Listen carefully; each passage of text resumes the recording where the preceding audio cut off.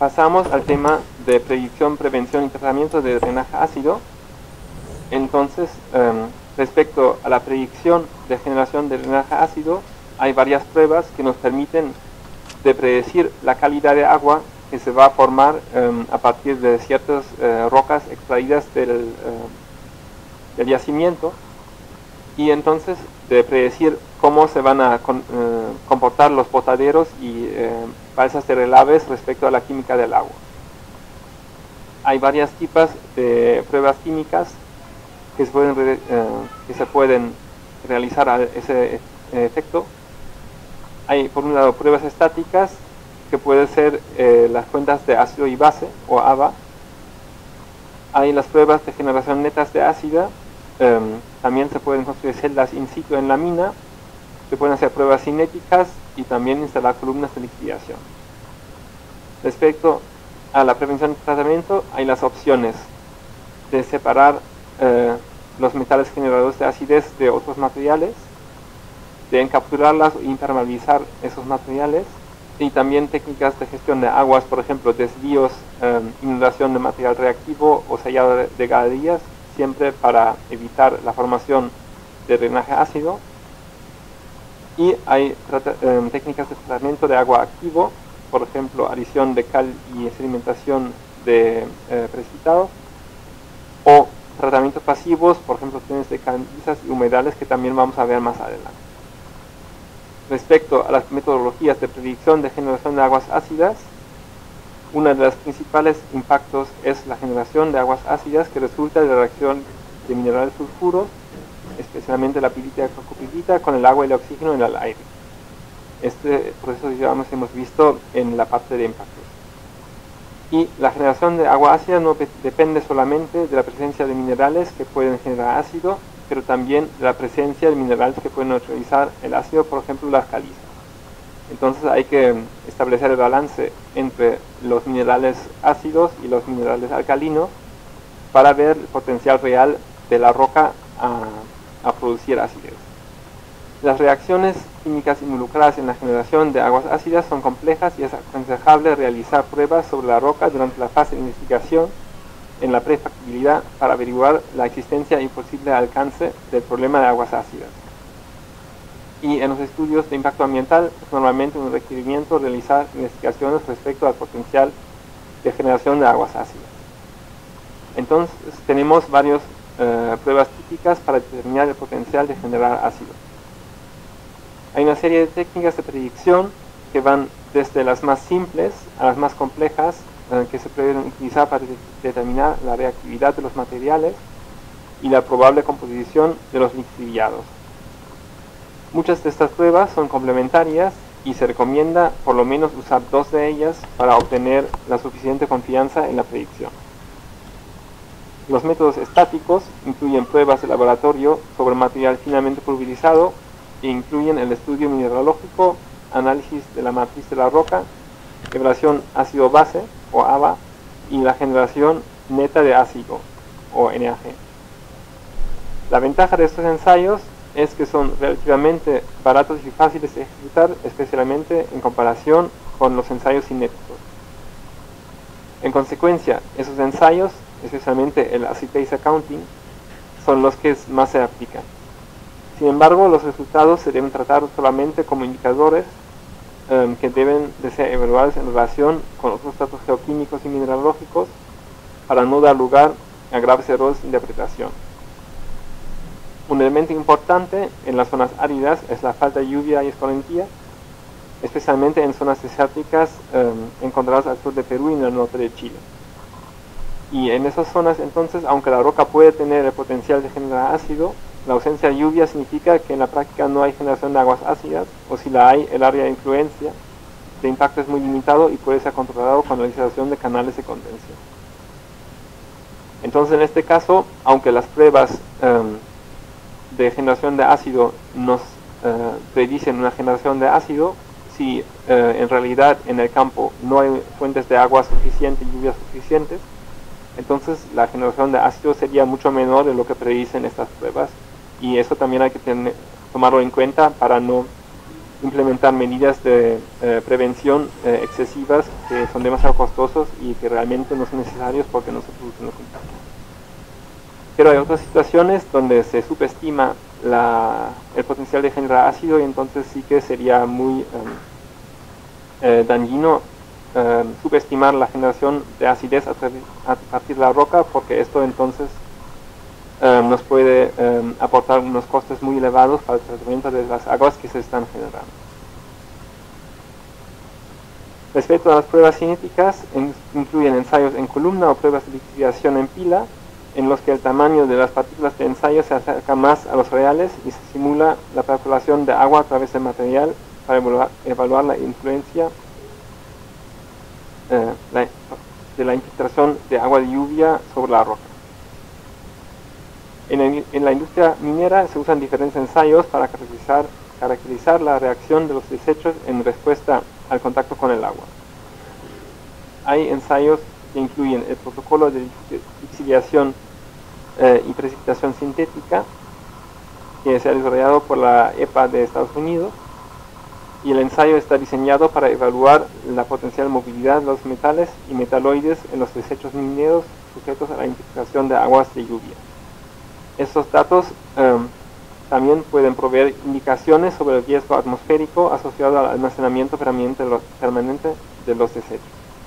Los datos también podrían ayudar a establecer el criterio de diseño para las barreras o cubiertas en el caso de que se considera viable la opción de almacenar esos desechos in situ.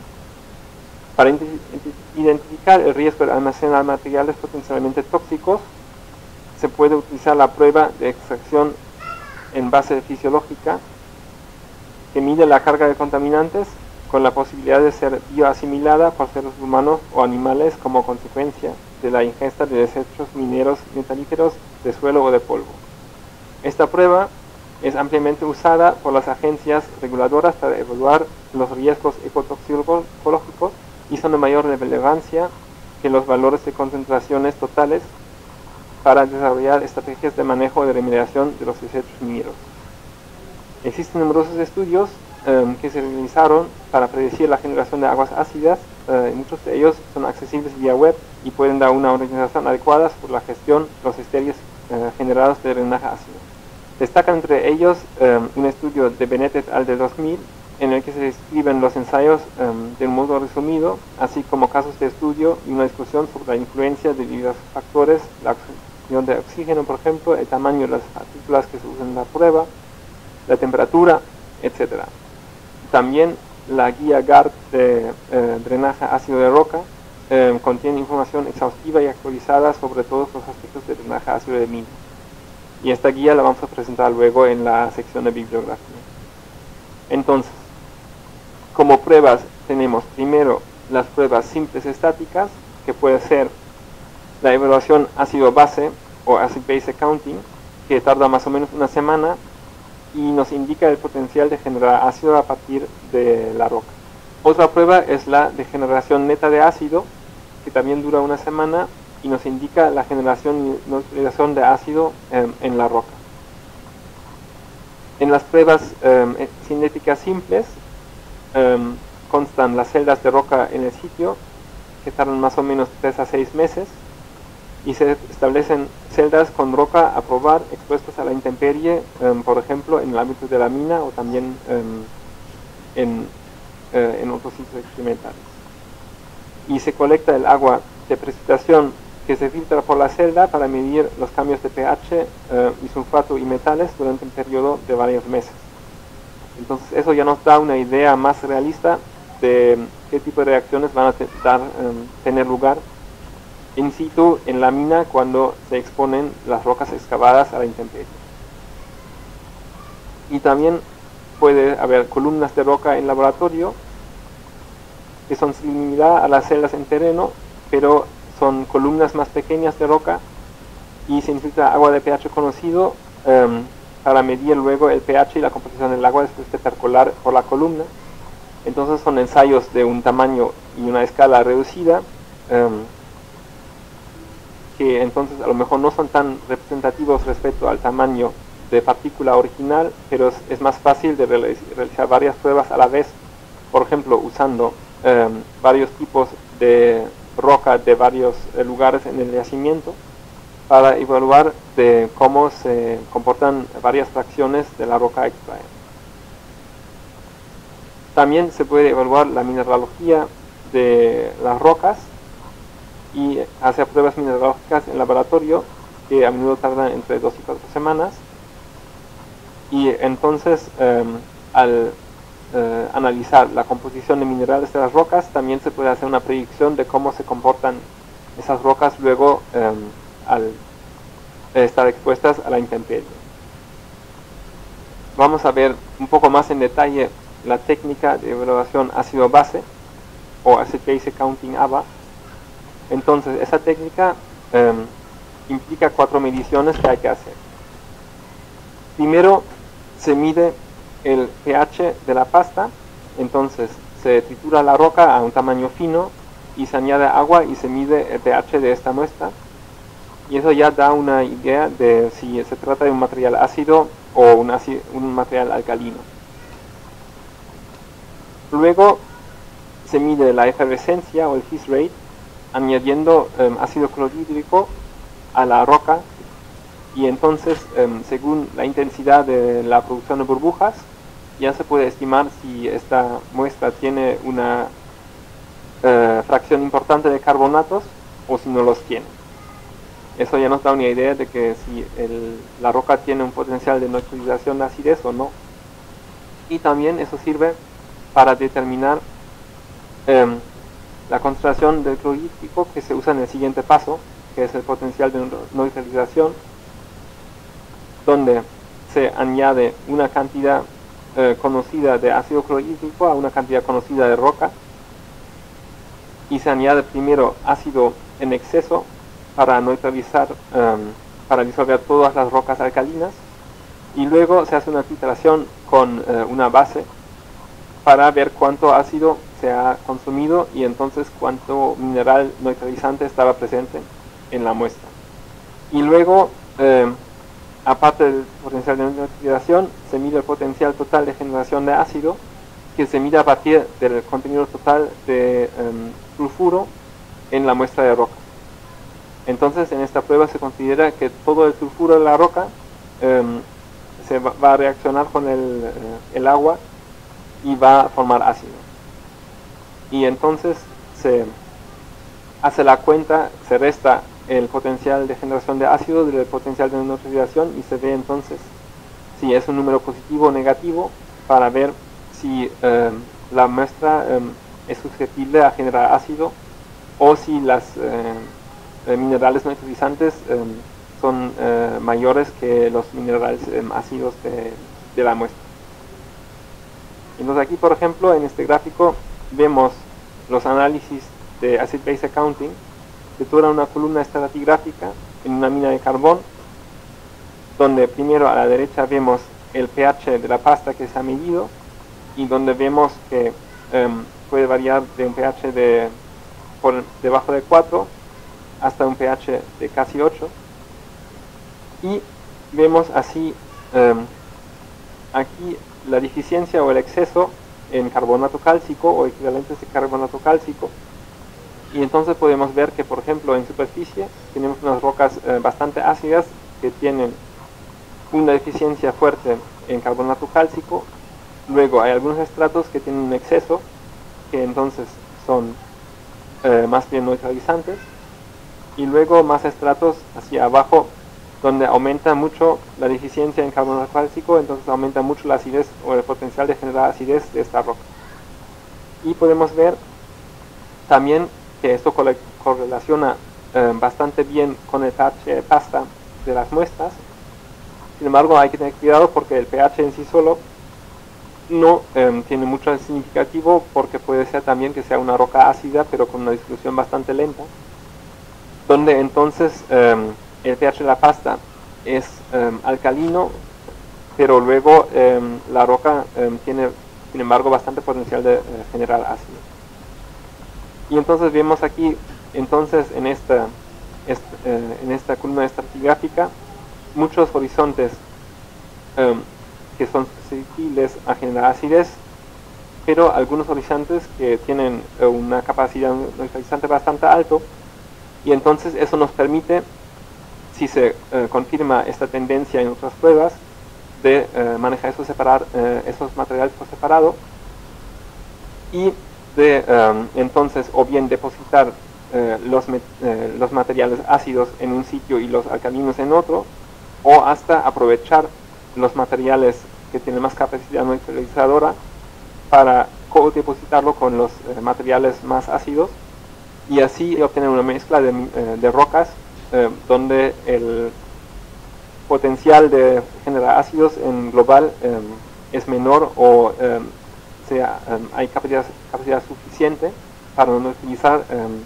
la acidez de la roca. Otra técnica estática para conocer la reactividad de las rocas es la generación neta de ácido, o Net Acid Generation, NAG.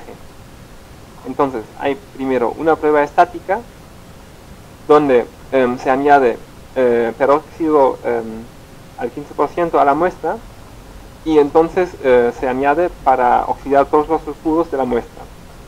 Entonces se usa la muestra finamente pulverizada y se deja reaccionar durante toda la noche, y luego al día siguiente se calienta durante 1 a 2 horas para asegurar que la reacción es completa. Luego se mide el pH del sobrenadante, y entonces luego se añade base para llegar primero hasta pH 4.5 y luego a pH 7, y eso nos permite entonces evaluar los grados de reactividad y de generación de ácido de la muestra. Entonces, cualquier muestra donde el pH inicial después de la reacción con el peróxido sea menor de 4,5, se considera que es generadora de acidez.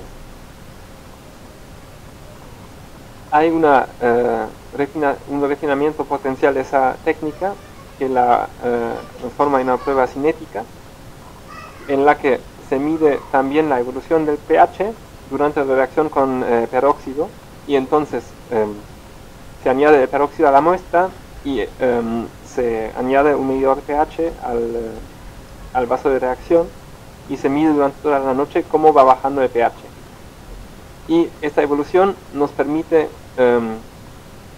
evaluar, por lo menos de forma aproximada, de cuán reactivo es la muestra. Entonces, si el pH baja muy rápido, entonces también la generación de ácido in situ probablemente será muy rápido, mientras que si el pH baja muy paulatinamente, aunque la muestra contenga una cantidad importante de sulfuros, entonces eso nos indica que la reacción y la generación de aguas ácidas será más lenta. Otro ejemplo de pruebas cinéticas es la prueba de columnas de roca en laboratorio, y entonces aquí vemos un laboratorio que ha puesto en marcha varias columnas con distintas fracciones de roca de la mina, y entonces se ve que es una prueba bastante simple, donde es fácil de hacer en paralelo, de procesar una cantidad importante de muestras para tener una información detallada sobre distintas fracciones de roca que se manejan en la operación. Entonces, se circula agua a través de las columnas o las celdas húmedas, y a la salida se mide la concentración de sulfato y pH, y también a lo mejor de metales pesados, o bien también se puede medir la tasa de consumo de oxígeno dentro del sistema, que también nos permite evaluar la velocidad de oxidación de los sulfuros, y también nos mide entonces la producción de ácido de estas rocas. Sin embargo, hay que tener cuidado para tener resultados significativos. Hay que asegurar que el aporte de oxígeno dentro del sistema es suficiente, y que siempre haya oxígeno en exceso en los espacios entre las rocas, porque si no, ya no mediríamos la velocidad de oxidación de la roca, sino solo estaríamos midiendo la velocidad de aporte de oxígeno, que no es el parámetro que nos interesa. Respecto a la prevención y el tratamiento del drenaje ácido de mina, hay varias opciones de remediación in situ. Entonces, por un lado, tenemos la opción de la prevención pasiva, donde el objetivo es de prevenir la generación de aguas ácidas, y típicamente se pueden usar para ese fin cubiertas de agua o cubiertas secas, que vamos a ver más en detalle más adelante. Otra opción de remediación es el tratamiento activo o pasivo.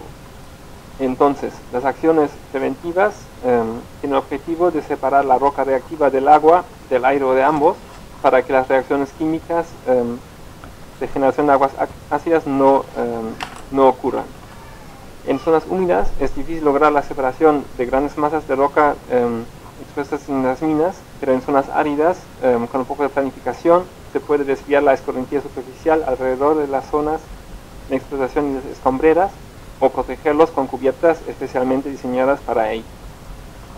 Entonces, a menudo siempre es mucho más preferible implementar acciones preventivas donde se evita la formación de aguas ácidas que tener que tratar el agua. Entonces es muy importante de aplicar todas las medidas posibles de prevención de formación de drenaje ácido, que nos va a ahorrar la inversión en sistemas de tratamiento más adelante.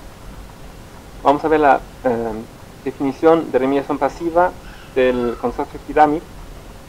El proyecto Pyramid fue un proyecto europeo sobre distintas técnicas de tratamiento pasivos de efluentes mineros industriales ácidos, y entonces se definió que el tratamiento, la remediación pasiva, es una intervención de ingeniería que evita, disminuye o trata las aguas contaminadas utilizando exclusivamente fuentes de energía naturalmente disponibles, como por ejemplo el gradiente topográfico, la energía de metabolismo microbiano, la fotosíntesis y la energía química, y que solamente requiere de un mantenimiento poco frecuente, aunque sea regular, para operar con éxito durante toda su vida útil. Y entonces esta remediación pasiva incluye la prevención pasiva, que son por ejemplo las cubiertas, y el tratamiento pasivo, que pueden ser humedales y barreras reactivas permeables.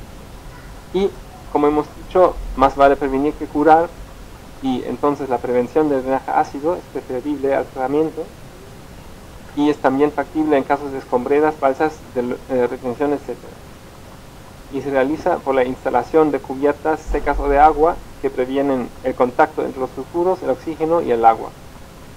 Y en muchos casos, especialmente cuando se trata de minas subterráneas, sin embargo, en muchos casos, sobre todo en minas subterráneas, esta prevención no es factible, y entonces la protección del medio ambiente efectiva requiere un tratamiento de drenaje ácido.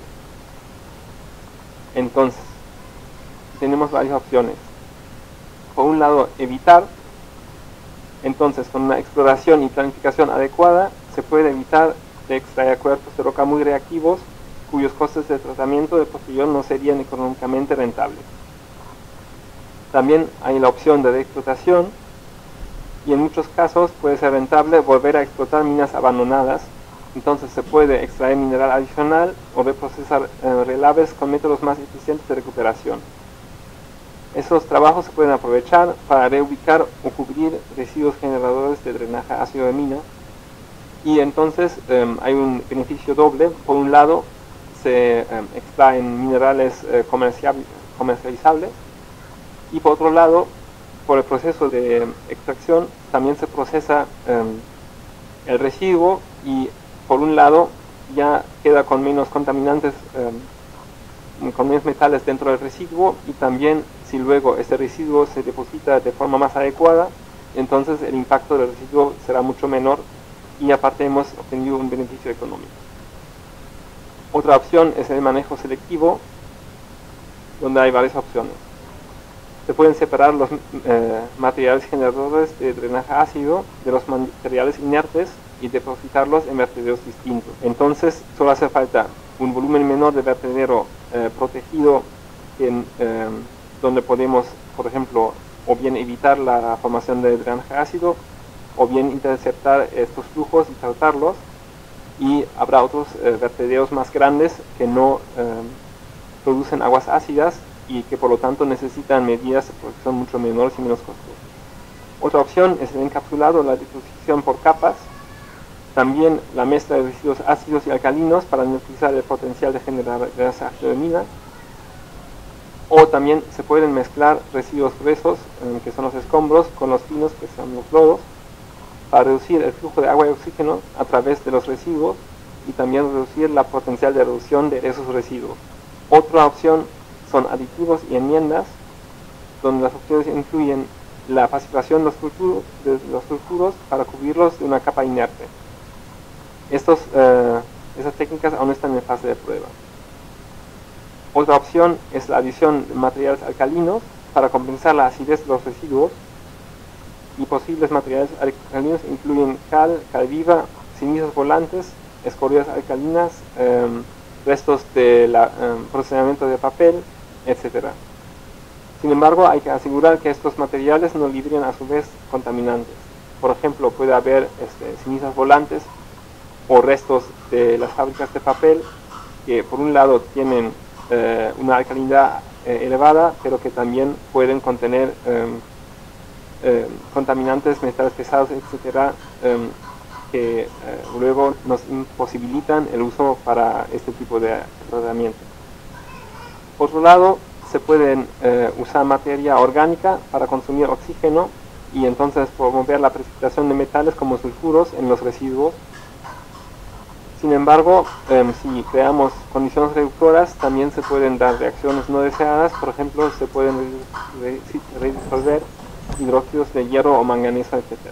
Entonces también ahí hay que tener cuidado en aplicar este tipo de acción. Otra opción es la adición de bactericidas sobre residuos para reducir la oxidación del sulfuro. Sin embargo, esto a menudo ha dado resultados solo en un tiempo corto y no ha sido una solución a largo plazo. Otra opción para la prevención del drenaje ácido de mina es la gestión de agua. Entonces las opciones incluyen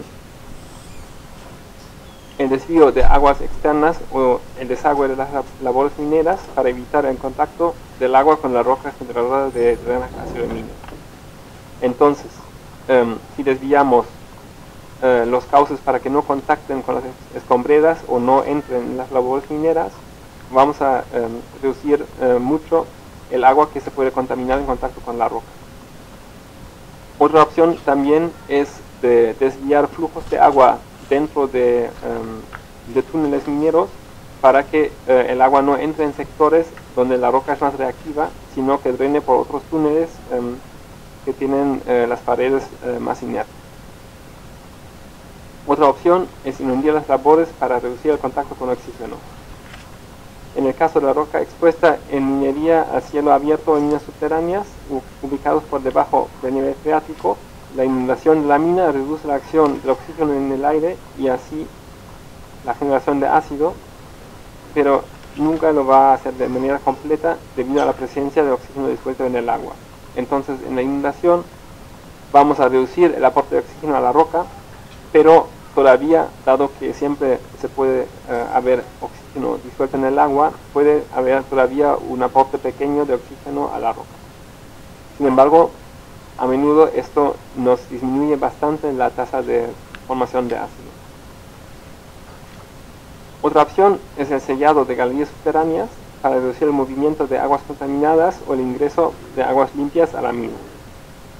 Sin embargo, hay que tener cuidado porque se pueden generar presiones de agua muy considerables detrás de esas estructuras, como hemos visto en el ejemplo anterior.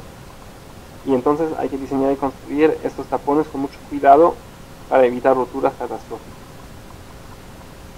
Respecto a la prevención del drenaje ácido de mina, otras opciones incluyen la impermeabilización del fondo de escombreras o balsas de lodos. Eso puede ayudar a mantener condiciones saturadas dentro de los residuos y proteger los suelos y aguas subterráneas por debajo de ellos.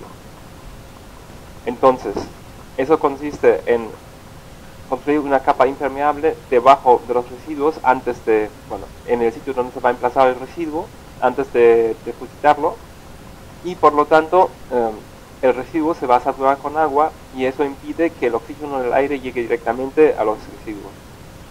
Habrá una pequeña fracción de oxígeno disuelto en el agua y por lo tanto habrá algo de oxidación y producción de drenaje ácido, pero será mucho menor que en el caso de que el residuo esté directamente en contacto con el aire. Y aparte también impide la infiltración de aguas contaminadas desde los residuos hacia el agua subterráneo y hacia el suelo. Otra opción son las cubiertas secas, que se construyen para minimizar la infiltración de agua en los residuos. Entonces ahí la idea es que se impida que el agua de lluvia llegue desde la atmósfera hacia los residuos. Hay varios tipos, unos que son simplemente impermeables para que el agua escurra por encima de los residuos, u otros tipos de cubierta que tienen una cierta capacidad de almacenamiento de agua, y entonces el agua se infiltra en esta capa de almacén sin llegar a los residuos y luego se va evaporando poco a poco, y eso por ejemplo puede ayudar a mantener intactas capas de arcilla que se usan para impermeabilizar la cubierta, que solo están intactas cuando están con algo de agua. Si una capa de arcilla se seca, entonces pueden formar grietas y allí entonces se infiltra muy rápidamente el agua y se corrompería la cubierta. Por eso estas cubiertas de almacenamiento y evaporación pueden ser una opción buena de cubrir residuos en zonas áridas.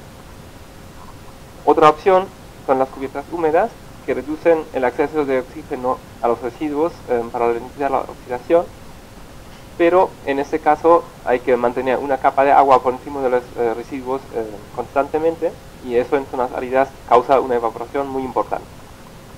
Por lo tanto, para zonas áridas no es una buena opción porque es un consumo de agua muy considerable debido a las grandes extensiones de esas superficies de agua.